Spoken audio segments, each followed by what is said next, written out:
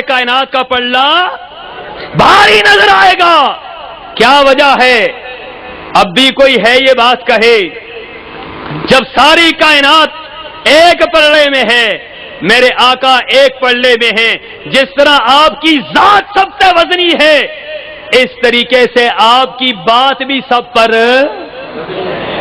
بات زور سے کہو, آپ کی بات بھی سب پر, آپ کی ذات جس طرح وزنی ہے آپ کی بات بھی ساری کائنات پر سب سے زیادہ وزنی ہے.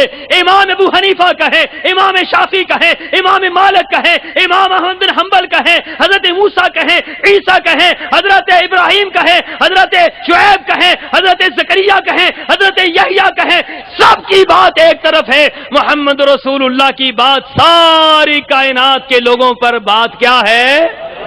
جس طرح آپ کی ذات وزنی ہے اس طرح آپ کی بات بھی وزنی ہے. جس طرح آپ کی ذات وزنی ہے اس طرح آپ کی بات وزنی ہے. تلاش حق ہے, پیغام حق ہے. لوگوں, جس کی بات بھی سب سے وزنی, جس کی ذات بھی سب سے زیادہ وزنی, تو بات پھر کس کی مانی جائے؟ پھر بات کس کی مانی جائے؟ مجھے ایک دوست ملے اور اکثر یہ ہم سے سوال ہوتے ہیں. اس نے قرآن کی آیت پڑھی, قرآن کی آیتیں یہ بڑی الٹی سیدھی پڑھتے ہیں اور اپنے مطلب کو نکالنے کی کوشش کرتے ہیں. نعوذ باللہ من ذالک, ایسی قرآن کی تفسیریں انہوں نے کی ہیں کہ میرا وہ موضوع نہیں, ورنہ آپ کے سامنے میں کھول کر بیان کرتا کہ انہوں نے اللہ معاف فرمائے یہود و نصارہ کو بھی کراس کر دیا, ان کو بھی کراس کر دیا انہوں نے. یحرفون الکلم عن مواضعہ, جس طرح انہوں نے تورات کو بدلا, انجیل کو بدلا, اس کے حکم کو بدلا, اس کے احکامات کو بدلا, ایسے ہی انہوں نے قرآن کے احکامات کو بدلا ہے. میرا یہ موضوع نہیں ہے, پھر کبھی زندہ رہا تو اس موضوع پہ بات کروں گا, لیکن میں صرف اتنا بتلانا چاہتا ہوں. ایک صاحب ملے, بہت بڑے عالم دین ہے, کہنے لگے قرآن کے اندر اللہ نے لکھا ہے یوم ندعو کل اناس بامامہم, کل قیامت کے دن تمام لوگوں کو ان کے اماموں سے پکارا جائے گا, ان کے اماموں سے پکارا جائے گا. یہاں سے تقلید فرض ثابت ہوتی ہے.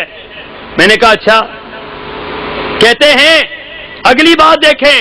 میں نے کہا وہ کیا ہے؟ کہنے لگے آپ لوگ اماموں کو نہیں مانتے. حالانکہ یہ بات سرے سے غلط ہے, یہ بات الزام ہے کہ ہم اماموں کو نہیں مانتے. یہ بہت بڑا بہتان ہے کہ ہم اماموں کو نہیں مانتے. ہم اماموں کو مانتے ہیں, لیکن امام مانتے ہیں, رسول ماننے کو تیار. ہم بزرگوں کو بزرگ مانتے ہیں, خدا ماننے پہ تیار. یہ کہتے ہیں نا قبروں والے, یہ ولیوں کو نہیں مانتے. کیا ہم ولیوں کو نہیں مانتے؟ کس نے کہا نہیں مانتے ولیوں کو؟ ہم ولیوں کو مانتے ہیں, ولیوں کو ولی مانتے ہیں, ولی کو خدا نہیں مانتے, مشکل کشا نہیں مانتے. ہم اماموں کو مانتے ہیں, ہم امام حنیفہ کو مانتے ہیں, لیکن کیا مانتے ہیں؟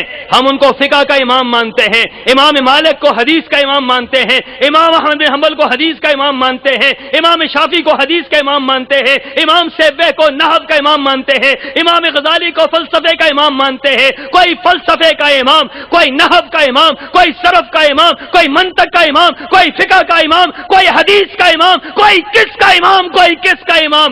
لیکن دین کا امام صرف ایک ہے, جس کا نام کیا ہے؟ محمد رسول اللہ. دین کا امام کون ہے؟ دین کے امام ابو حنیفہ, دین کے امام شافعی. وہ تو ایک شعبے کے امام ہیں, وہ تو ایک شعبے کے امام ہیں, ایک حصے کے امام ہیں. وہ حدیث کے امام, وہ فقہ کے امام, وہ قیاس کے امام, وہ رائے کے امام. لیکن دین کا امام کون ہے؟ توجہ میری طرف, کھانے کی طرف توجہ کم رہے, توجہ میری طرف. یہ کھانے سے قیمتی میری باتیں ہیں. عرض یہ ہے کہ مولانا نے مجھے کہا یوم ندعو کل اناس بامامہم, ہر امام کو کل قیامت کے دن کھڑا کیا جائے گا اور امتیوں کو اس کے ساتھ بلایا جائے گا. میں نے کہا پھر؟ کہنے لگے کہ آپ تو اماموں کو مانتے ہی نہیں, آپ تو اماموں کو مانتے ہی نہیں. میں نے کہا اپنی بات پوری کریں. کہتے ہیں جی کہ دیکھیں امام ابو حنیفہ آئیں گے کل قیامت کے دن میدان محشر میں. میں نے کہا بالکل آئیں گے. کہنے لگے اعلان ہوگا حنفیوں امام ابو حنیفہ کے ساتھ کھڑے ہو جاؤ, ہم سارے خوشی خوشی امام حنیفہ کے ساتھ کھڑے ہو جائیں گے۔ میں نے کہا بڑی زبردست بات ہے۔ کہتے ہیں پھر امام شافعی آئیں گے؟ بالکل آئیں گے۔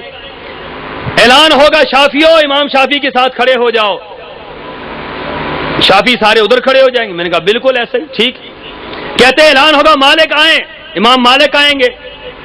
کہا جائے گا مالکیوں سارے ادھر اکٹھے ہو جاؤ، ادھر اکٹھے ہو جائیں گے۔ کہا اعلان ہوگا حنبلیوں احمد بن حنبل آئیں، احمد بن حنبل آئیں گے۔ حنبلیوں ادھر ہو جاؤ، سارے ادھر ہو جائیں گے۔ مجھے کہنے لگا دیکھا جنت کا منظر، میدان محشر کا منظر؟ میں نے کہا کیا منظر ہے؟ کہتے ہیں منظر یہ ہے کہ سارے اپنے اپنے اماموں کے پاس کھڑے ہیں اور تم منہ دیکھ رہے ہو، تم اکیلے کھڑے منہ دیکھ رہے ہو۔ تم کدھر جاؤ گے بے امامے؟ جیسے ہمارے یہاں کہتے ہیں بے پیرے، ہمارے یہاں کیا کہتے ہیں؟ یہ بے پیرے ہیں، یہ بے امامے ہیں، ان کا امام کوئی نہیں۔ میں نے کہا یار بات سوچنے کی ہے، بات کیا ہے؟ کہتے ہیں پھنسا دیا نا شاہ جی، آج پھنسایا نا آپ کو؟ میں نے کہا بالکل آپ نے پھنسا دیا، آج میں پھنس گیا ہوں، سوچنے پہ مجبور ہو گیا ہوں کہ واقعتاً یہ بنے گا کیا کل قیامت کے دن۔ میں نے کہا مجھے یہ بتلاؤ رسول اللہ بھی میدان محشر میں ہوں گے؟ بالکل ہوں گے۔ میں نے کہا شافعی امام شافعی کے ساتھ، مالک امام مالک کے ساتھ، حنبلی امام احمد حنبل کے ساتھ، حنفی امام حنیفہ کے ساتھ، رسول اللہ تو اکیلے کھڑے ہوں گے؟ کہتا ہے ہاں وہ تو اکیلے کھڑے ہوں گے۔ میں نے کہا ادھر اہل حدیث بھی اکیلے؟ کہا وہ بھی اکیلے ہوں گے۔ میں نے کہا اہل حدیثوں کو رسول اللہ آواز دیں گے اہل حدیثوں دنیا میں میرے علاوہ کسی کو امام نہیں مانا، آؤ میری چادر کے نیچے ہو کر جنت کے اندر چلے جاؤ۔ دنیا میں تم نے میرے علاوہ کسی کو نہیں مانا، آؤ میرے ساتھ جنت میں جاؤ۔ کہنے لگا یہ کہاں سے نکالی ہے؟ میں نے کہا جہاں سے آپ نے نکالی ہے۔ آپ نکال سکتے ہیں، ہم نہیں نکال سکتے۔ آپ نکال سکتے ہیں اپنی طرح سے تفسیریں، ہم نہیں نکال سکتے۔ آپ اگر غلط تعبیر کر سکتے ہیں تو ہم تو صحیح تعبیر کر رہے ہیں۔ ہم کہیں گے اللہ تیری وحدانیت کے اندر ہم نے کسی کو شریک نہیں کیا، اللہ تیرے نبی کی رسالت میں بھی ہم نے کسی کو شامل نہیں کیا، اللہ ہم نے کسی کو شامل نہیں کیا۔ اللہ جس طرح تیری ذات کو ہم نے مانا ہے، تیری ذات سچی تھی، تیری ذات کی عبادت کی ہے، جس طرح عبادت میں تیری ذات میں کسی کو شریک نہیں کیا، اسی طریقے سے طریقے میں محمد رسول اللہ کے کسی اور کو شریک نہیں کیا ہے۔ یہ پیغام حق ہے، یہ تلاش حق ہے، لوگوں دعوت فکر ہے۔ قل انما اعظکم بواحدہ ان تقوموا للہ مثنی وفرادا ثم تتفکروا۔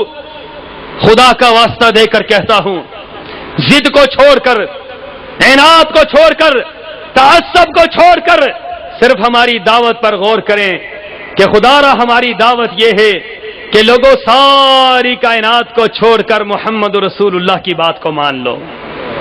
لوگوں رسول اللہ کی بات کو مانو، خدا کی قسم ہے رسول اللہ کی بات کو مانو گے تو جنت میں جاؤ گے، بصورت دیگر جنت میں جا سکتے۔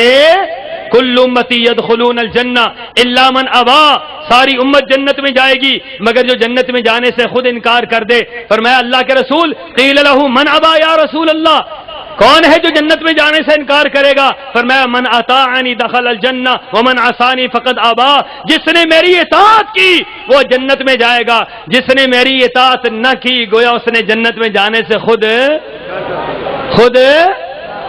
ایک بات بتلاؤ انصاف کے ساتھ، جو لوگ امام ابو حنیفہ رحمت اللہ علیہ کو کہتے ہیں ہم ان کے مقلد ہیں، ایک بات خدا را بتلاؤ میرے نبی نے دین کے اندر کون سی کمی چھوڑی ہے جو امام حنیفہ نے پوری کر دی ہے؟ ایک بات کوئی بندہ بتلا دے۔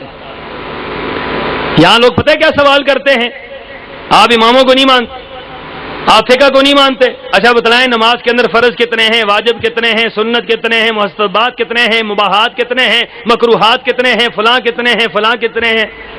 میں نے کہا مجھے تو اس کا ایک ہی جواب آتا ہے، ہم سادہ سے لوگ ہیں، ہمیں ایک ہی جواب آتا ہے، ہمیں ایک ہی بات آتی ہے۔ عبداللہ بن عمر سے کسی نے پوچھا تھا، اس وقت بھی کچھ ایسے لوگ موجود تھے جو ان باتوں کے پیچھے پڑے ہوئے تھے۔ عبداللہ بن عمر سے کسی نے پوچھا عبداللہ یہ وتر واجب ہے، سنت ہے، مستحب ہے، مباح ہے، یہ کیا ہے وتر؟ انہوں نے کیا فرمایا؟ انہوں نے فرمایا اوتر رسول اللہ صلی اللہ علیہ وسلم واوترنا، اللہ کے رسول وتر پڑھتے تھے، ہم پڑھتے ہیں، ہمیں نہیں پتا کہ یہ فرض ہیں، واجب ہیں، سنت ہیں، مستحب ہیں، ہم تو رسول اللہ کی بات کو دیکھ کر اپنی گردن جھکا دینے والے ہیں۔ صحابہ وہ نہیں تھے کہ رسول اللہ نماز پڑھا رہے ہوں تو ساتھ کھڑے ہو کے پوچھتے ہوں اللہ کے رسول اچھا یہ انگلی ہلائی ہے یہ فرض ہے، اچھا یہ ہاتھ باندھے ہیں یہ سنت ہے، اچھا یہ آپ نے رکوع کیا ہے یہ واجب ہے، اچھا آپ نے سر اٹھایا ہے یہ فرض ہے۔ صحابہ یہ نہیں پوچھتے تھے، صحابہ کیا کرتے تھے؟ ادھر فرمان محمد ہے ادھر گردن جھکائی ہے، اس سے اگلی بات ادھر فرمان محمد ہے ادھر گردن کٹائی ہے، ادھر گردن کٹائی ہے۔ یہ صحابہ ہیں، یہ اس طرح نہیں سوچتے تھے جس طرح آج مولوی سوچتا ہے۔ اچھا جی نہیں تو پھر یہ بتلاؤ فرض کتنے ہیں، واجب کتنے ہیں، سنت کتنے ہیں، مستحبات کتنے ہیں، مکروہات کتنے ہیں؟ میں نے کہا صحابہ تو ان باتوں میں پڑھتے نہیں تھے، صحابہ جنت میں چلے گئے، ہم بھی ان باتوں میں نہیں پڑھتے۔ رسول اللہ نے طریقہ نماز کا بتلا دیا، تکبیر تحریمہ سے لے کر سلام تک نماز کا طریقہ بتلا دیا، ہم نے وہاں سے لے کر وہاں تک نماز پڑھنی ہے۔ جس طرح ابوبکر کی نماز قبول ہو گئی، عمر کی قبول ہو گئی، عثمان کی قبول ہو گئی، علی کی قبول ہو گئی، عشرہ مبشرہ کی قبول ہو گئی، وہ جنت میں چلے گئے۔ انشاءاللہ اہل حدیث بھی اس پر عمل کر کے جنت میں جائیں گے انشاءاللہ۔ یہ پیغام حق ہے، یہ کیا ہے؟ پیغام حق ہے، حق کا پیغام ہے۔ اس پیغام کو لے کر دنیا میں پھیل جاؤ۔ خدا کی قسم ہے میں آخر میں ایک بات کہنے لگا ہوں، آپ کو شاید اس کی قدر و منزلت پتہ نہ ہو، ان سے پوچھو جو وہاں سے ہو کر آتے ہیں، ان کے سامنے کتنی بڑی بڑی دیواریں ہوتی ہیں۔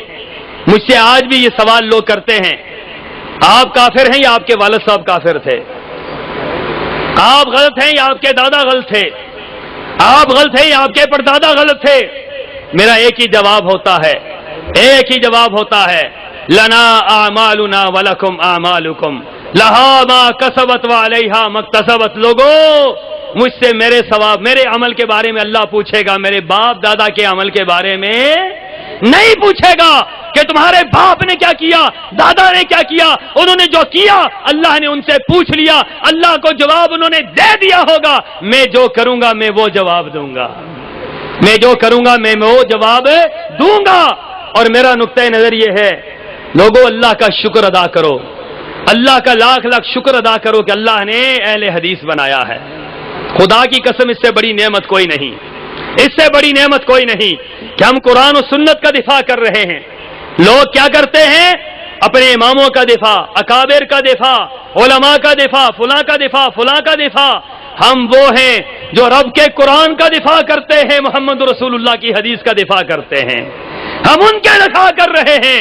اور میں یہاں یہ بات کہنے لگا ہوں، علامہ انور شاہ کشمیری رحمت اللہ علیہ کا الفاظ کہہ کر گئے ہیں، وحدت امت رسالے کے اندر مولانا مفتی شفیع صاحب نے لکھا ہے، فرماتے ہیں ایک مرتبہ میں نے شاہ صاحب کو دیکھا کانفرنس کے دوران سر پر ہاتھ رکھے ہوئے ہیں اور پریشانی کے عالم میں ڈوبے ہوئے ہیں، پریشان کن صورتحال ہے اور لاغر ہو کر بیٹھے ہیں۔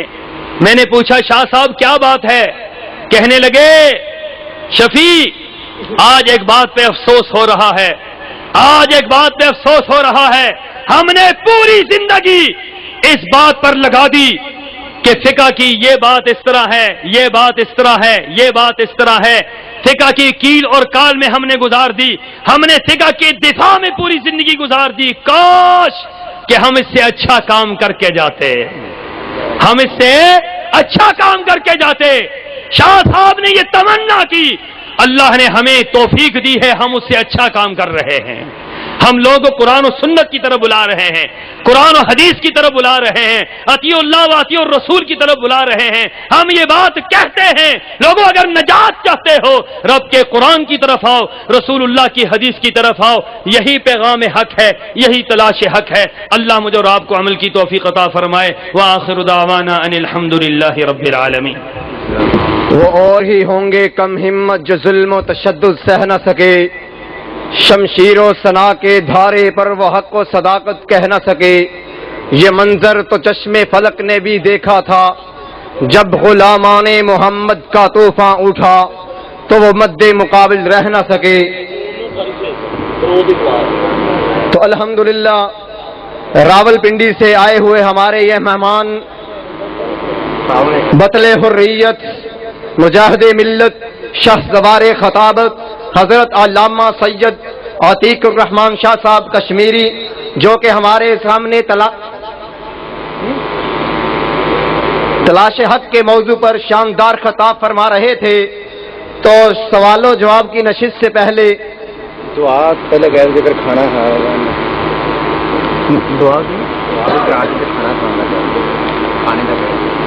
اور اب سوال و جواب کی نشست ہوگی مختصر.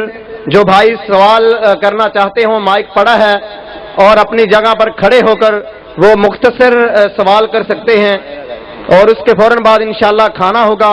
تمام بھائیوں کے لیے کھانے کا انتظام کیا گیا ہے، تمام بھائی کھانا کھا کر جائیں. اور میں اپنے ان بھائیوں کا بھی شکریہ ادا کرتا ہوں جنہوں نے اس کانفرنس کے لیے بڑی محنت کی. تو میں جناب بابا جی ذوالفقار ان کا شکریہ ادا کرتا ہوں، اور اسی طرح بھائی شوکت صاحب کا شکریہ ادا کرتا ہوں، بابا جی افتخار کا شکریہ ادا کرتا ہوں، اور اسی طرح بھائی نذیر صاحب، بھائی منیر صاحب، اور اسی طرح جو ہمارے دیگر رفقا ہیں جنہوں نے ہمارے ساتھ بڑا تعاون کیا. میں دل کی تہا گہرائیوں سے اپنی طرف سے اور انتظامیہ کی طرف سے ان کا شکریہ ادا کرتا ہوں، ان کے لیے دعا گو ہوں. اور ایک بھائی نے سوال لکھا ہے، لا الہ الا اللہ محمد الرسول اللہ، نہیں کوئی عبادت کے لائق، محمد صلی اللہ علیہ وسلم اللہ کے آخری رسول ہیں، حاضر یا نہیں ہیں؟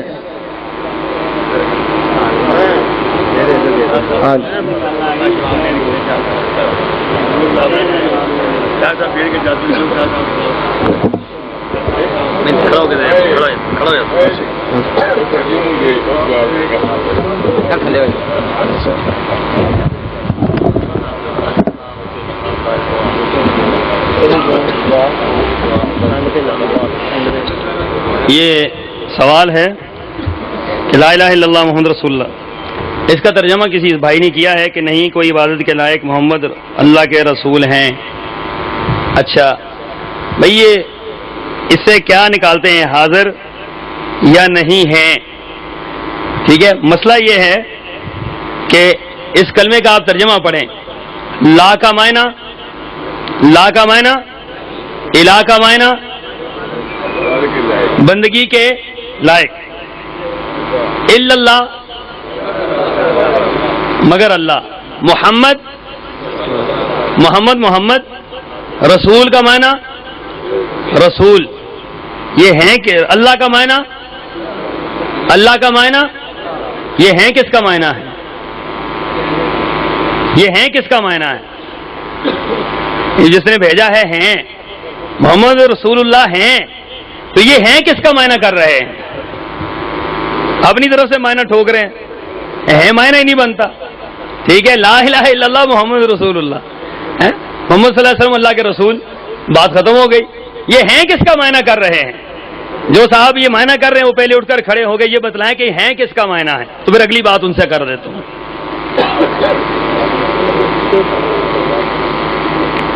اللہ تعالیٰ آپ کو مسئلے کے حق پر استقامت نصیب فرمائے، آمین. جبکہ آپ کے جد امجد اہل سنت دیوبندی کی اشاعت و ترجیح کرنے والے تھے، آپ کو مسلک کے حق کیسے نصیب ہوا؟ اس وقت آپ کی عمر کتنی ہے؟ بھائی مسلک کے حق تو جو میں نے بات کی ہے، ہم نے جب اس طرف آئے ہم تو اس وقت جو سلسلہ تھا وہ یوں تھا کہ ایک طرف احناف علماء، ایک طرف اہل حدیث علماء.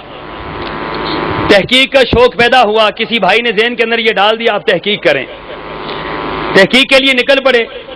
اب جب تحقیق کے لیے نکلے تو مسئلہ ہم نے پکڑ لیا طلاق ثلاثہ کا، 3 طلاقیں ایک مجلس کے اندر، یہ مسئلہ پکڑ لیا، اس پر تحقیق کرنا شروع ہو گئے. جب جاتے اہل حدیث کے پاس، اہل حدیث علماء بڑے آرام سے بٹھا کر، بڑی پیار سے بٹھا کر، بڑی پیاری گفتگو گھنٹوں کے گھنٹے کرتے تھے. لیکن جب ہم دیوبندی علماء کے پاس جاتے یا حنفی علماء کے پاس جاتے تو وہ بات ایک کرنے کے بعد غصے میں آ جاتے کہ تم جو ہے وہ غیر مقلد ہو جاؤ گے، تم گمراہ ہو جاؤ گے، تم یہ ہو جائے گا، تم وہ ہو جائے گا، تم بالکل اس پہ آگے نہ بڑھو، فلاں نہ کرو، فلاں نہ کرو.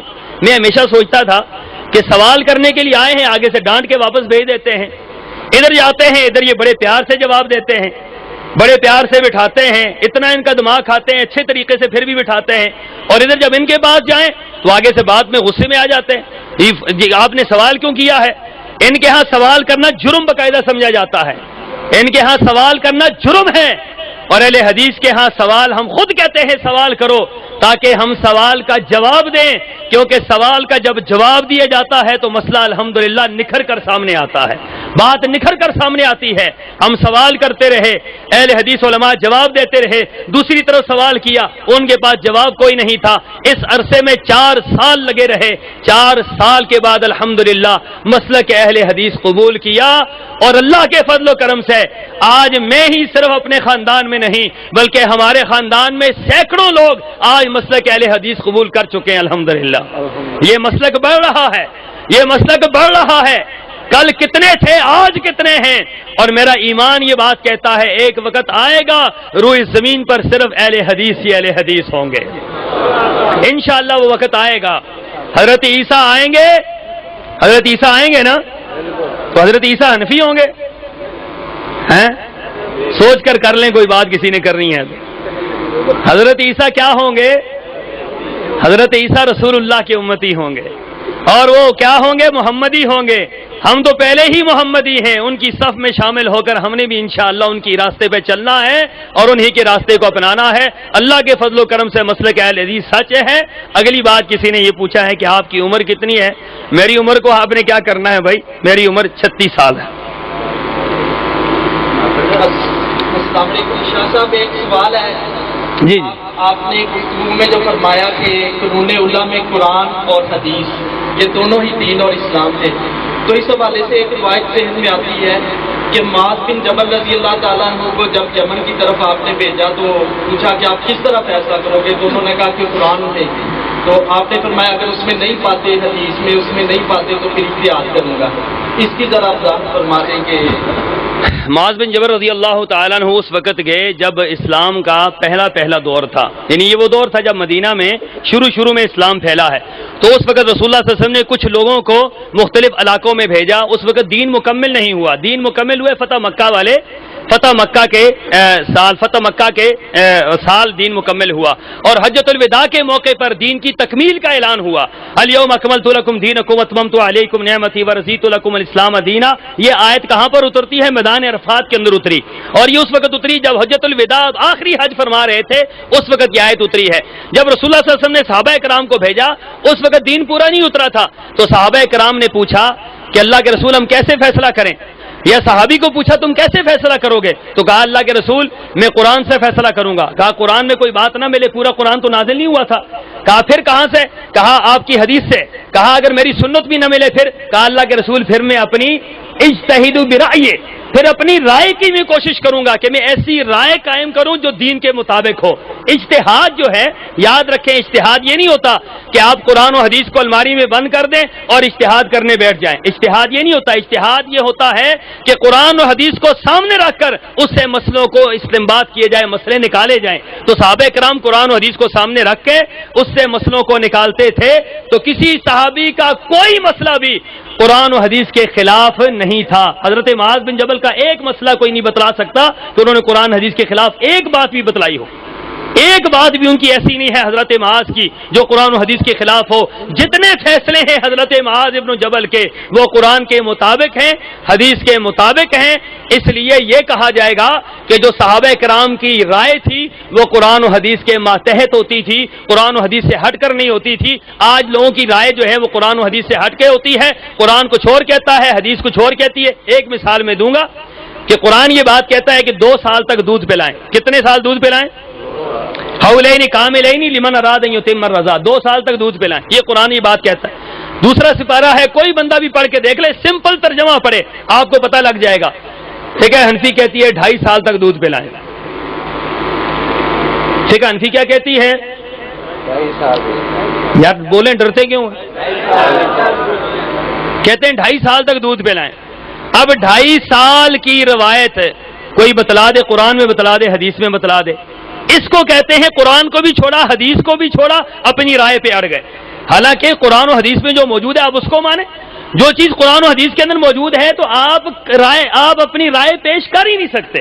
انہوں نے کیا کیا؟ قرآن و حدیث کی موجودگی میں اپنی آراء کو لے کر آئے ہیں. قرآن و حدیث کی موجودگی میں اپنے اجتہادات انہوں نے پیش کیے. قرآن و حدیث کی موجودگی میں اپنے مسائل گھڑ کر انہوں نے پیش کیے. قرآن بھی موجود ہے, حدیث بھی موجود ہے, نہ قرآن ماننا ہے نہ حدیث ماننی ہے, اپنی بات کر دینی.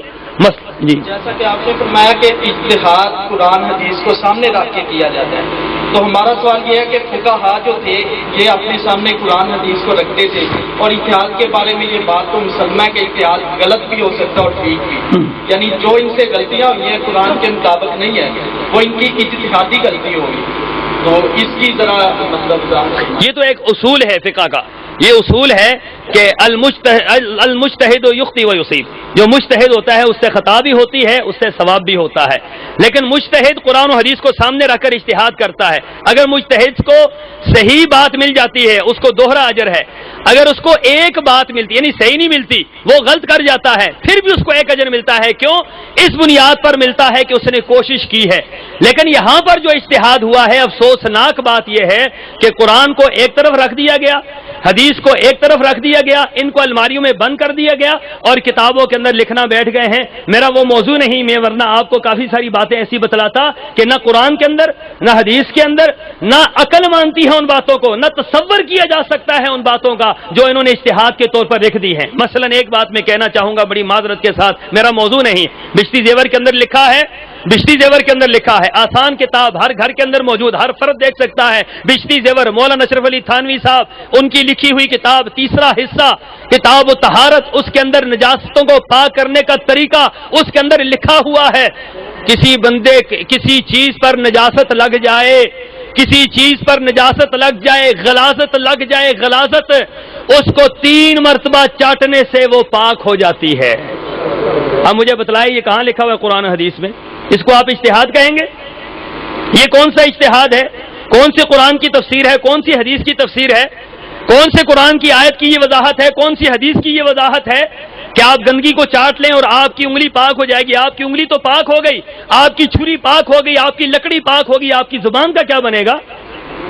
یہ کوئی نہیں پوچھتا. تو لہذا یہ جو انہوں نے اجتہاد کرنے شروع کیے یہ قرآن و حدیث کے بالکل خلاف ہے, بلکہ قرآن کچھ اور کہتا ہے, ان کے اجتہادات کچھ اور کہتے ہیں. جس کی مثال میں نے آپ کو دی ہے, قرآن کہتا ہے کہ 2 سال دودھ پلائیں, یہ کہتے ہیں 2.5 سال پلائیں. اس کو اجتہاد کون کہتا ہے؟ اس کو قرآن و حدیث کی مخالفت کہتے ہیں. انہوں نے قرآن و حدیث کی مخالفت کی ہے, انہوں نے اجتہاد نہیں کیا. ان کے ہاں بڑی معذرت کے ساتھ بڑی تکلیف دہ بات ہے, خدا کی قسم, ہمارے ہاں شیخ الحدیث وہ ہوتا ہے جو پوری زندگی قرآن و حدیث کو پڑھانے میں گزار دیتا ہے. ان کے ہاں شیخ الحدیث وہ ہوتا ہے جو پوری زندگی قرآن و حدیث پر اعتراض کرنے میں گزار دیتا ہے. قرآن یوں کہتا ہے, حدیث یوں کہتی ہے, ہم یوں کہتے ہیں, ہم یوں کریں گے, ہمارا جواب یہ ہے, ہمارا جواب یہ ہے. یہ حدیث کے جواب دیتے ہیں, حدیث پر عمل نہیں کرتے. اس لیے بڑی معذرت کے ساتھ ان کو اجتہاد کا نام نہ دیا جائے. خیر, آپ نے کافی وضاحت فرمائی. اچھا, اجتہاد اور رائے یہ مترادف لفظ ہیں؟ اجتہاد جائز ہے, اجتہاد جائز ہے. رائے جو ہے, رائے اس کی کوئی حیثیت نہیں. رائے ہوتی ہے. اجتہاد کا مطلب ہے قرآن و حدیث سے مسئلے کا استنباط کرنا, قرآن و حدیث کو سامنے رکھ کر مسئلہ نکالنا, وہ تو جائز ہے. لیکن رائے یہ ہے کہ یہ میری ذاتی رائے ہے, آپ کی ذاتی رائے کی کوئی حیثیت نہیں.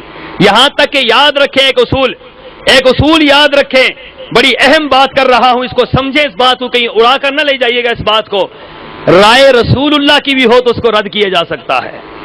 رائے رسول اللہ کی بھی ہو اس کو کیا کیا جا سکتا ہے؟ صحیح بخاری کی روایت ہے, بریرہ کی روایت ہے. بریرہ نے پوچھا تھا رسول اللہ سے, اللہ کے رسول یہ آپ کا حکم ہے یا آپ کی رائے ہے؟ کیا پوچھا تھا؟ آپ کا حکم ہے یا آپ کی رائے ہے؟ آپ نے فرمایا کہ میری رائے ہے. یہ میری کیا ہے؟ رائے ہے. تو بریرہ نے کہا میں نہیں اس کو مانتی. میں رسول اللہ نے کہا بریرہ کافر ہو گئی ہے. رسول اللہ کی بھی رائے تھی. آپ نے فرمایا پیوندکاری کرو, پیوندکاری کرو. صحابہ نے پیوندکاری کی, اگلے سال فصل کم ہوئی. آپ نے فرمایا یہ میری رائے تھی, نہ عمل کرتے. تم اپنی دنیا کے معاملات کو بہتر سمجھتے ہو. ٹھیک ہے, رسول اللہ صلی اللہ علیہ وسلم کی رائے ایک ہوتا ہے, آپ کا حکم. آپ کا حکم ہر حال میں مانا جائے گا. آپ کی جو رائے ہوگی اس کے اختیار حاصل ہوتا ہے. وہ جس طرح صحابیہ کی بات ہے کہ ان کو اختیار تھا کہ انہوں نے نہیں مانی. ٹھیک ہے, تو اس وجہ سے رائے الگ چیز ہے, اجتہاد الگ چیز ہے. ان دونوں کو آپس میں مکس نہیں کرنا چاہیے. جزاک اللہ خیر.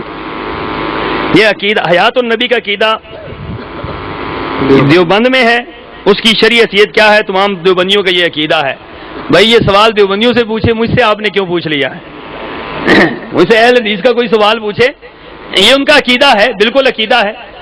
ان کا عقیدہ یہ ہے کہ رسول اللہ صلی اللہ علیہ وسلم زندہ ہے اور اپنی قبر کے اندر موجود ہیں، اور اسی طریقے جس طرح دنیاوی زندگی ہے اس طریقے سے ان کی زندگی ہے، بلکہ ان کا عقیدہ یہ بھی ہے بڑی معذرت کے ساتھ کہ وہ دنیا میں بھی آتے ہیں، دنیا میں بھی آتے ہیں۔ انار کا درخت ایک کتاب ہے، مولانا مفتی شفیع صاحب نے لکھی ہے، کراچی سے وہ کتاب، دارالاسلامیہ کراچی سے وہ کتاب چھپی ہے۔ اس کتاب کے تیسرے صفحے پر لکھا ہے کہ مولانا محمود الحسن دیوبندی کو رسول اللہ صلی اللہ علیہ وسلم خواب میں آئے، اور خواب میں آ کر انہوں نے کہا کہ یہاں پر دیوبند بناؤ۔ دیوبند کہاں پر بناؤ؟ یہاں پر بناؤ۔ اگلے دن جب اٹھے ہیں تو جا کر دیکھتے ہیں اس جگہ کو، وہاں پر صرف یہ نہیں کہ جگہ موجود تھی، وہاں پر نشان بھی رسول اللہ کے ہاتھوں کے لگائے ہوئے موجود تھے۔ دیوبند کی بنیاد رسول اللہ نے رکھی ہے۔ اسی تو یہ بیچاروں کا کیا قصور ہے جن کو آپ کہتے ہیں یہ وہ بیچارے میٹھے میٹھے بھائی؟ میٹھے میٹھے بھائی کیا کہتے ہیں؟ منہاج القرآن والے بھی کہتے ہیں کہ ہم سے تو ٹکٹ مانگا تھا پاکستان آنے کا۔ وہ میٹھے میٹھے بھائی جہاں پر اجتماع رکھنا چاہتے ہیں تو یہی کہتے ہیں مدینہ، رسول اللہ خواب میں آئے ہیں، انہوں نے کہا جی کہ رینالہ خرد میں جو ہے اجتماع رکھو، پورے پاکستان کے مدینہ یہاں پہ اکٹھے ہو جاتے ہیں۔ پورے پاکستان کے یہاں پر کیوں؟ رسول اللہ نے کہہ دیا۔ یہ مذاق بنا لی، یہ مذاق ہے بہت بڑی، اور اس مذاق کو نکالنے والے یہ لوگ ہیں۔ رسول اللہ صلی اللہ علیہ وسلم نشان کہتے ہیں، نشان لگا ہوا تھا باقاعدہ، صبح اٹھے ہیں نشان لگا ہوا تھا۔ تو صحابہ کرام کو تو نشان کوئی نہیں لگا کر گئے، مسجد نبوی کی توسیع میں کوئی نشان نہیں لگا، مدینہ میں تو نشان کوئی نہیں لگتا، مکہ میں تو کوئی نہیں لگتا، مسجد اقصیٰ میں تو کوئی نشان نہیں لگتا، دیوبند میں آ کر نشان لگ جاتا ہے۔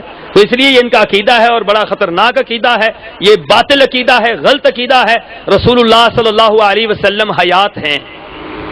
رسول اللہ صلی اللہ علیہ وسلم کیا ہیں؟ کیا ہیں؟ بلند آواز سے کہیں کیا ہیں؟ لیکن آپ کی حیات کون سی ہے؟ جی جی برزخی حیات ہے، برزخی حیات ہے رسول اللہ کی۔ رسول اللہ کی حیات کون سی ہے؟ برزخی ہے۔ آپ اللہ کے پاس زندہ ہیں، آپ جنت کے اندر زندہ ہیں۔ آپ نے دعا مانگی تھی اللہم بالرفیق الاعلی، اللہ تیری رفاقت چاہیے۔ ہم آپ کے حالات سے بے خبر ہیں، آپ اللہ کے پاس زندہ ہیں۔ صرف آپ نہیں زندہ، دنیا کے جانے والا ہر شخص مرنے کے بعد پھر زندہ ہوتا ہے، مرنے کے بعد پھر زندہ ہوتا ہے، ہر شخص ہوتا ہے، یہ آپ کا خاصہ نہیں ہے۔ اس لیے فرمایا کہ خبردار رسول اللہ صلی اللہ علیہ وسلم زندہ ہے۔ اختلاف اس بات پہ ہے کہ اس قبر کے اندر زندہ ہے، اختلاف اس بات پر ہے کہ دنیا کے اندر آتے ہیں، اختلاف اس بات پہ ہے ہماری مجلسوں کے اندر شریک ہوتے ہیں، اختلاف اس بات پہ ہے ہمیں آ کر جائز ناجائز بتلاتے ہیں۔ اس مسئلے پہ اختلاف ہے، اس مسئلے کو سمجھنا چاہیے۔ رسول اللہ صلی اللہ علیہ وسلم پر موت آئی، یہ لوگ موت کا بھی انکار کرتے ہیں کہ آپ پر موت ہی نہیں آئی، آپ پر موت آئی ہے، آپ پر موت واقع ہوئی ہے، صحابہ کا اجماع اس پر ہوا ہے، قرآن کے الفاظ اس پر گواہ ہیں، انک میت و انہم میتون، آپ مریں گے، آپ پر موت آئے گی، اس کے بعد آپ اللہ تعالیٰ کے پاس ہیں، علیین میں ہیں، اللہ تعالیٰ نے بلند مقام اور بلند مرتبے میں رکھا ہوا ہے۔ یہ اہل حدیث کا مسلک ہے اور الحمدللہ یہی مسلک سچ اور حق ہے۔ آج کل لوگ یہ بات کہتے ہیں کہ اللہ کے نبی نے پہلے رفع دین کیا تھا اور بعد میں منع کر دیا تھا، اس کی وضاحت فرمائیں۔ بھئی ہم کہتے ہیں کیا تھا، جو کہتا ہے منع کیا تھا وہ کوئی دلیل پیش کر دیں، کوئی ایک دلیل پیش کر دے منع کرنے کی، رفع دین منع کرنے کی ایک دلیل کوئی پیش کر دے، خدا کی قسم ابھی اپنے مسئلے سے رجوع کر لوں گا، حنفی ہونے کو تیار ہوں، ابھی حنفی ہونے کو تیار ہوں، جاؤ ابھی حنفی ہونے کو تیار ہوں، اسی مجلس میں حنفی ہونے کا اعلان کروں گا۔ ایک روایت جس سے رسول اللہ نے منع کیا ہو رفع دین سے، ایک روایت، کوئی ہے مائی کا لال؟ 1 سال دیتا ہوں، 10 سال دیتا ہوں، 20 سال دیتا ہوں، کوئی اگر رینالہ خرد کا رہنے والا، کوئی اوکاڑا کا بیچارہ اگر کوئی دلیل دے دے تو میں یہیں پر آ کر اعلان کروں گا کہ میں مسلک اہل حدیث کو چھوڑ رہا ہوں۔ یہ اپنی طرف سے باتیں کرنی آسان ہے، رسول اللہ نے منع کیا، کہاں منع کیا؟ کہاں پر روایت منع کرنے کی روایت تو موجود ہے، صحیح بخاری میں موجود، مسلم میں موجود، ابو داؤد، نسائی، ترمذی، ابن ماجہ، دوسرے درجے کی کتابیں، تیسرے درجے کی کتابیں، چوتھے درجے کی کتابیں، حدیث کی 28 کتابیں اس کی گواہ ہے. ہر حدیث کی کتاب کے اندر رفع یدین کرنے کی حدیث موجود ہے, منع کرنے کی کوئی روایت موجود مجھے اس سے ایک واقعہ یاد آیا. زمانے میں ہم مدرسے میں پڑھتے تھے تو یہ رفع یدین کا مسئلہ چل پڑا کہ رفع یدین ہے یا نہیں ہے. تو میں نے مولانا سے پوچھا, میں نے کہا مولانا عدم رفع یدین پہ کوئی دلیل دیں. انہوں نے کہا جی آپ نے سنا ہوگا, یہ دلیلیں لوگ بہت زیادہ دیتے ہیں, لیکن میں کہتا ہوں قیامت تک اس کتاب کا حوالہ کوئی نہیں دے سکتا. کہتے ہیں جی کہ وہ لوگ بت رکھتے تھے, لوگ کیا رکھتے تھے؟ بت رکھتے تھے, اور بتوں کی وجہ سے رسول اللہ صلی اللہ علیہ وسلم نے فرمایا کہ اپنے ہاتھوں کو اٹھاؤ تاکہ بت گر جائیں. میں یہ بات کہتا ہوں, یہ کیا ہے؟ یہ پستول تو بہت وزنی ہے, مولانا کا پستول ہے, کہیں میرے پاؤں پہ ہی نہ گر جائے. بڑی معذرت کے ساتھ. یہ کیا ہے؟ گلاس ہے. یہ ٹک رہا ہے یہاں پہ, بڑا دبا کے میں اس کو رکھ رہا ہوں, یہ یہاں پہ ٹک رہا ہے. وہ بت تھا یا بتی تھی؟ وہ کون سا بت تھا کہ جو یہاں پہ رکھ دیا؟ دوسری بات یہ ہے کہ نعوذ باللہ من ذالک رفع یدین کون کر رہا ہے؟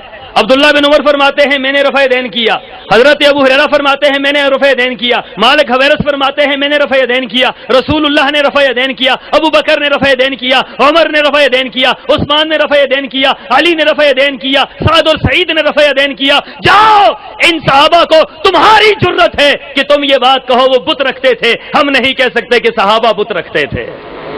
یہ اہل حدیث کا نظریہ نہیں ہے کہ صحابہ بت رکھتے تھے, یہ تمہارا ہی نظریہ ہے. مجھے کہا جی بت رکھتے تھے, تو میں نے کہا مولانا اس کتاب کا حوالہ دے دیں, اس کتاب کا حوالہ دیں.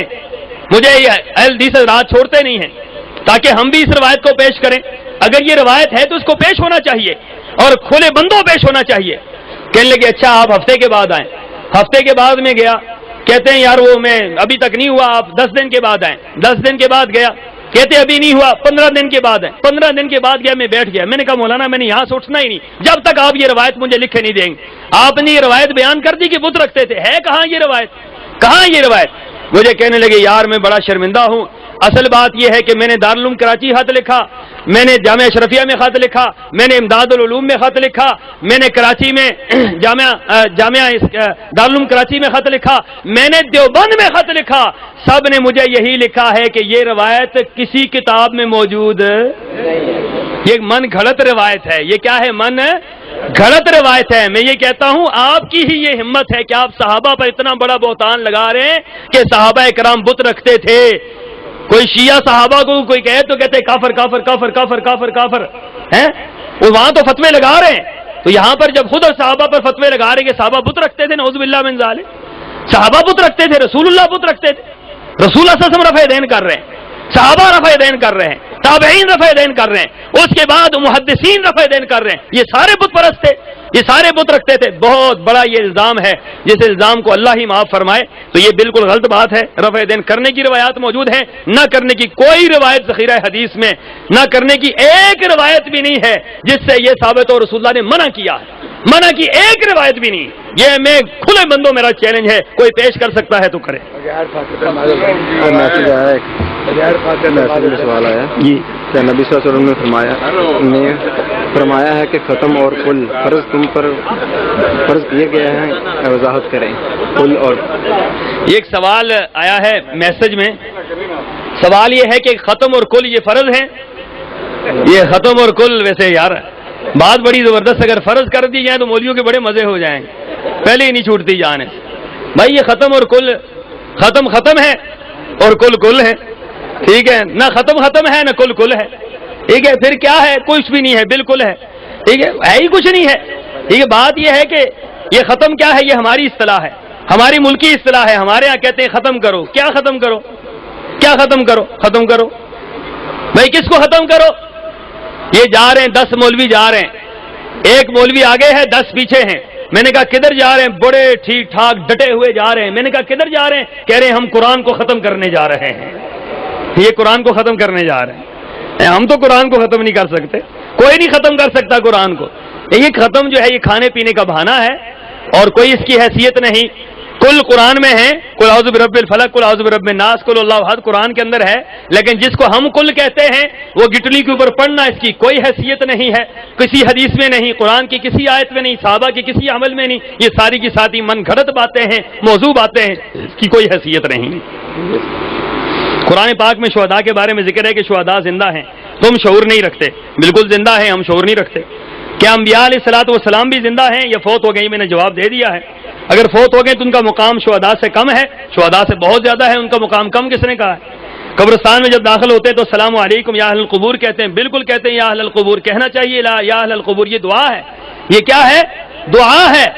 وَإِنَّا إِنشَاءَ اللَّهُ لَاحِقُونَ بِكُمْ، پچھلی دعا، آگے پوری دعا نہیں پڑھتے کہ آگے کیا ہے، آگے الفاظ یہ ہیں کہ اے قبر والو تم پر سلامتی ہو، یا وہاں پر بندہ نام لے کر کہتا ہے بابا جی اللہ دیتا تم پر سلامتی ہو، ہے جی کہ اس طرح؟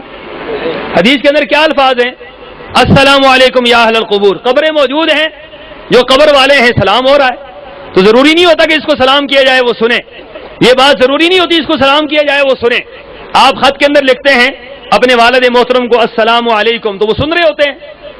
سن تو نہیں رہے ہوتے، ٹھیک ہے، وہ سن تو نہیں رہے ہوتے، لیکن آپ سلام کر رہے ہوتے، یہ سلام دعا ہے، یہ دعا ہے ان کے لیے اور اہل قبور کے لیے ہے، ایک ایک فرد کے لیے نہیں ہے، اس لیے یہ فضول بات ہے، اس سے جو مسئلہ نکالا جا رہا ہے بالکل اس کی کوئی حیثیت نہیں۔ تیسری بات یہ، لوگ کہتے ہیں شہداء زندہ ہیں، مجھے یہ بتائیں شہداء تو زندہ ہیں، یہ پکی بات ہے زندہ ہے، لیکن شہید ہونے سے پہلے زندہ ہیں یا بعد میں زندہ ہیں؟ شہید ہوں گے زندہ ہوں گے، یہ شہادت سے پہلے ہی زندہ ہو جائیں گے؟ آپ مسئلہ سمجھ نہیں رہے میری، تو شہید ہوں گے تو زندہ ہوں گے نا، پہلے مریں گے تو پھر ہوں گے نا، پہلے موت آئے گی تو شہید ہوں گے، جب شہید ہوں گے تو پھر زندہ ہوں گے۔ تم زندہ شہادت مانتے ہی نہیں ہو تو پھر زندگی کیا ماننی؟ اس لیے ہمارا نقطہ نظر یہ ہے کہ شہید زندہ ہوتا ہے، ٹھیک ہے، لیکن ہم اس کی زندگی کا شعور نہیں رکھتے۔ انبیاء علیین میں ہیں، ان کی کیا زندگی ہے، ہم اس کا شعور نہیں رکھتے۔ جس کا شعور ہم نہیں رکھتے اس کے بعد بحث کرنی، اس کو آگے لے کر جانا، یہ کسی صورت میں جائز نہیں ہے۔ کیا سورہ فاتحہ کے بغیر نماز ہو جاتی ہے؟ بھئی بات یہ ہے، مجھے یوں لگتا ہے کہ لوگ یہ کہیں گے کہ شاہ صاحب بغیر کھانے کے رات گزر سکتی ہے، ہم لوگ بھوک لگی اور آپ نے مسائل چھیڑ دیے ہیں۔ بات یہ ہے کہ یہ تھوڑا سا آخری سوال ہے میرے خیال میں، سورہ فاتحہ کے بغیر نماز نہیں ہوتی، سورہ فاتحہ کے بغیر نماز نہیں ہوتی۔ رسول اللہ صلی اللہ علیہ وسلم کی حدیث ہے، صحیح بخاری کی روایت ہے، لا صلاۃ، کوئی نماز نہیں، لا صلاۃ، نماز نہیں ہے، لا صلاۃ، یہ رسول اللہ کی زبان سے ہے کہ کوئی نماز نہیں ہے الا بفاتحۃ الکتاب، مگر سورہ فاتحہ کے ساتھ، سورہ فاتحہ پڑھیں گے تو نماز ہوگی، سورہ فاتحہ نہیں پڑھیں گے نماز نہیں ہوگی۔ فجر کی نماز میرے آقا نے پڑھائی، عبادہ بن صامت روایت کرتے ہیں رسول اللہ صلی اللہ علیہ وسلم نے فجر کی نماز پڑھائی، فجر کی نماز پڑھ کے آپ نے ہم سے پوچھا کہ میرے پیچھے کچھ پڑھتے ہو؟ ہم نے کہا آپ کے پیچھے ہم کچھ نہیں پڑھتے مگر سورہ فاتحہ پڑھتے ہیں، ہم آپ کے پیچھے قرآن پڑھتے ہیں۔ تو صحابہ کرام نے کہا آپ کے پیچھے قرآن پڑھتے ہیں، آپ نے فرمایا خبردار میرے پیچھے قرآن نہ پڑھنا مگر سورہ فاتحہ پڑھنا، کیونکہ جو بندہ سورہ فاتحہ نہیں پڑھتا اس کی نماز، یہ رسول اللہ کی حدیث ہے، واضح حدیث ہے، صریح الفاظ ہیں کہ میرے پیچھے کچھ نہ پڑھنا مگر سورہ فاتحہ پڑھنا، جو سورہ فاتحہ نہیں پڑھتا اس کی نماز نہیں ہوتی۔ یہ رسول اللہ کا فتویٰ ہے، یہی صحابہ کا فتویٰ ہے، یہی اہل حدیث کا فتویٰ ہے کہ سورہ فاتحہ کے بغیر نماز نہیں ہوتی، مقتدی کی ہو، امام کی ہو، منفرد کی ہو، جماعت والے کی ہو، سفر والے کی ہو، حضر والے کی ہو، کوئی بھی نماز ہو سورہ فاتحہ کے بغیر نہیں ہوتی۔ کیا لال مسجد والوں کی اسلام نافذ کرنے کی کوشش صحیح اسلام کے مطابق تھی یا ان کی غلطی تھی؟ یہ تو آپ ان سے خود پوچھ لیں وہ خود کیا کہتے ہیں۔ ابھی وہ مولانا عبدالعزیز صاحب کا انٹرویو تھا، مولانا عبدالعزیز صاحب میرے اساتذہ میں سے ہیں، میں نے ان سے پڑھا ہے۔ جب ہم ان کو ملے تھے آخری وقت میں، جب آپریشن ہونے سے 2 دن پہلے ان کو ملے، تو میں نے کہا مولانا آپ سب سے زیادہ کس بات پر پر امید ہیں کہ آپ اتنی بڑی کوشش کر رہے ہیں؟ کوشش تو آپ کی اچھی ہے لیکن اتنی بڑی کوشش میں آپ پر امید کس طرح ہے؟ کہ وہ خوابوں کی باتیں سنانے، رسول اللہ خواب میں آئے، انہوں نے آ کر کہا یہ وردی والے تم سے ذلیل ہوں گے، یہ وردیاں چلیں گی، فلاں ہوگا، ساری باتیں خوابوں کی انہوں نے کی۔ تو میں نے ان سے کہا، میں نے کہا مولانا خدا را خوابوں سے باہر نکل کے بات کریں، خوابوں سے باہر نکل کے بات کریں، لیکن مولانا نے خوابیں ہی سنائی۔ بہرحال اس کے بعد لال مسجد کا آپریشن ہوا، انتہائی پاکستان کی تاریخ کا بدترین دن تھا جب ایک مسجد کے اوپر آپریشن ہوا ہے۔ لال مسجد والوں کی بات درست تھی، طریقہ کار درست نہیں تھا، بات درست تھی ان کی لیکن طریقہ کار درست نہیں تھا، جس کے آج وہ خود اقرار کر رہے ہیں کیونکہ وہیں پہ رہتے ہیں، وہیں پہ رہ رہے ہیں، وہ اسی مسجد کے اندر آج بھی خطابت کر رہے ہیں، اسی مدرسے کو آج وہ چلا رہے ہیں، تو آج کیا وہ درست ہو گیا؟ بات یہ ہے کہ وہ خود کہتے ہیں کہ ہمارا طریقہ کار غلط تھا، ہمارا نعرہ ٹھیک تھا، نعرہ ان کا تھا اسلام نافذ ہو، نعرہ تھا اسلام نافذ ہو، لیکن طریقہ کار ان کا غلط تھا۔ یہ طریقہ کار ان کا جو غلط تھا اس پر نہ علماء نے ساتھ دیا نہ اہل حق نے ان کا ساتھ دیا، تو لہذا وہ جو منظر آپ کے سامنے ہوا افسوسناک منظر وہ بھی ہمارے سامنے ہے۔ لوگ یہ بات کہتے ہیں جب نبی صلی اللہ علیہ وسلم جب نبی پیدا ہوئے تھے تو اللہ نے عرشوں پر میلاد منایا تھا۔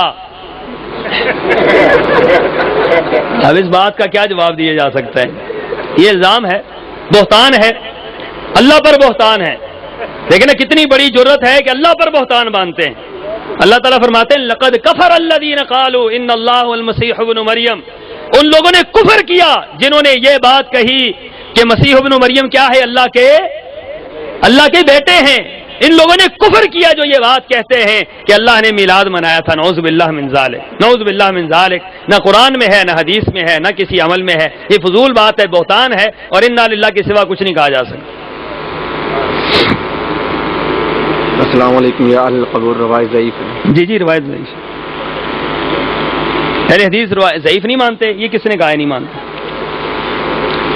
یہ کس نے لکھا ہے؟ یہ السلام علیکم یا اہل القبور روایت ضعیف ہے، اہل حدیث ضعیف کو مانتے نہیں ہیں۔ تو ضعیف ہوتی ہے، ضعیف کو کیوں مانے؟ ضعیف کو ضعیف ہی ماننا ہے نا جی۔ جو ضعیف ہے اس کو ہم ضعیف کہیں گے، جو صحیح ہے اس کو صحیح کہیں گے۔ تو ضعیف کو ہم صحیح کہیں، ہم تو ضعیف کو صحیح نہیں کہہ سکتے۔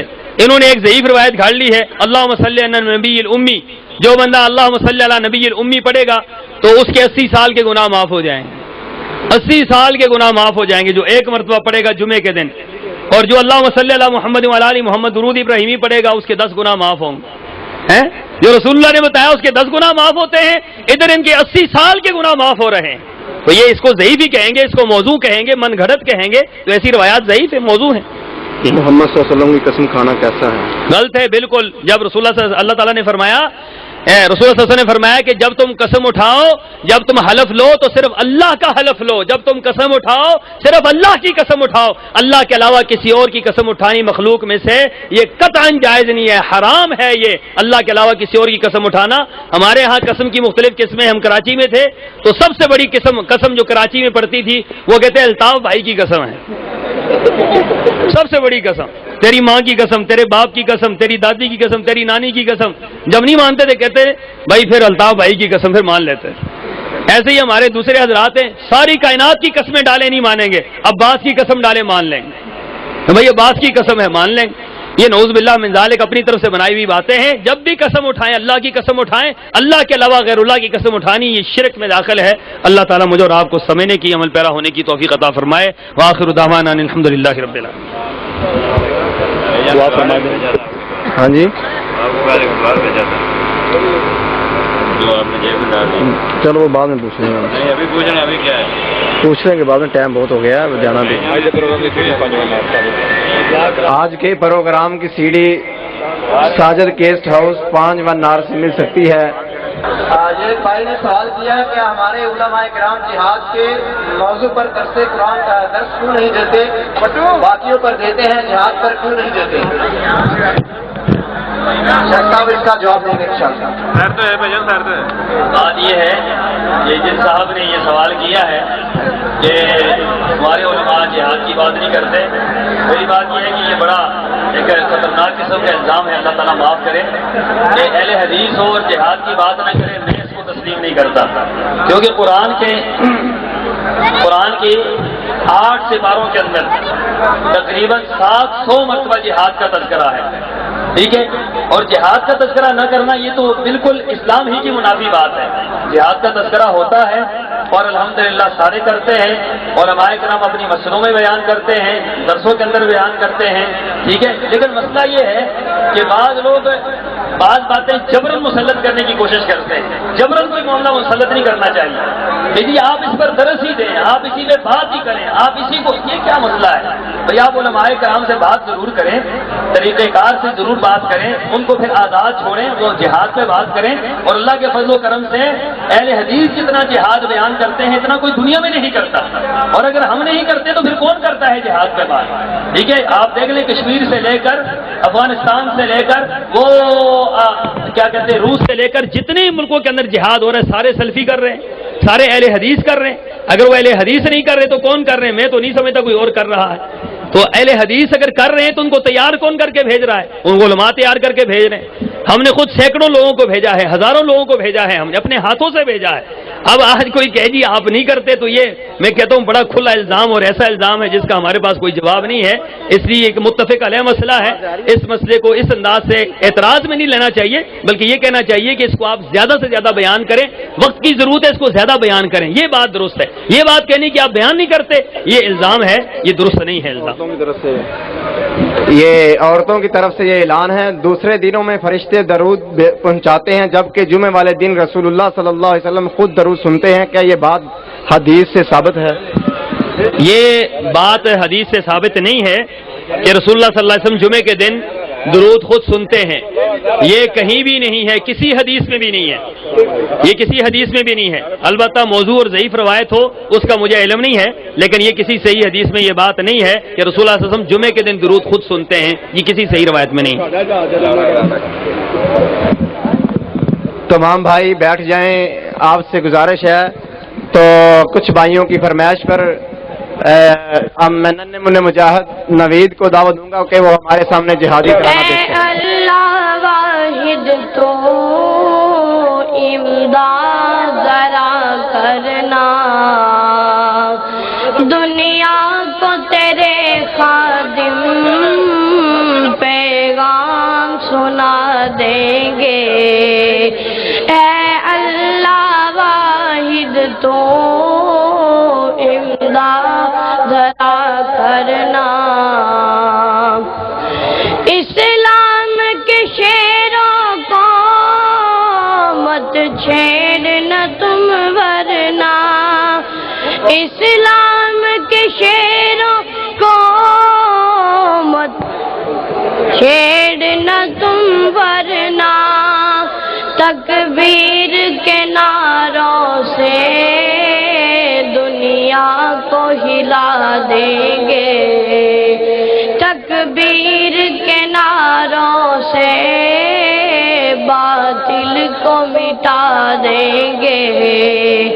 اے اللہ واحد تو امداد ذرا کرنا،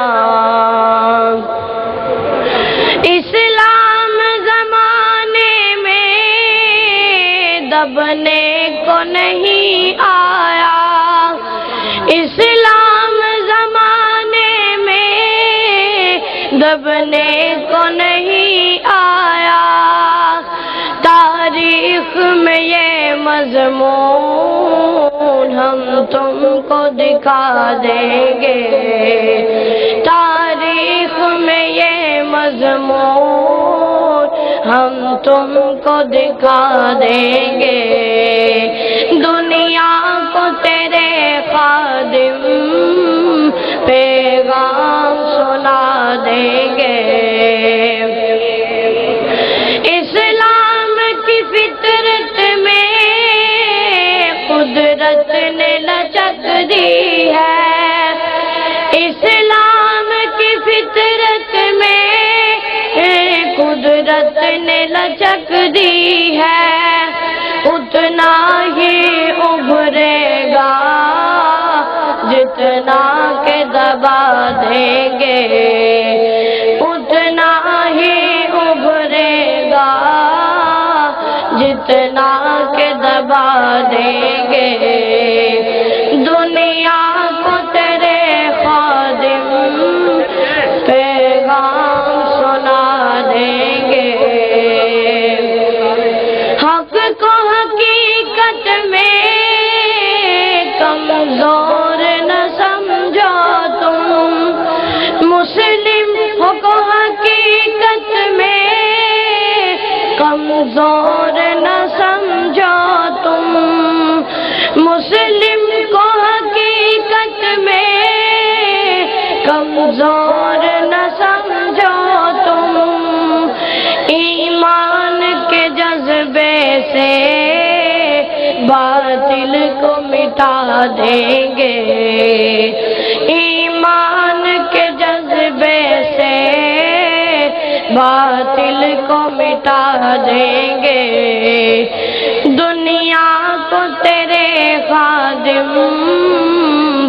पैगाम सुना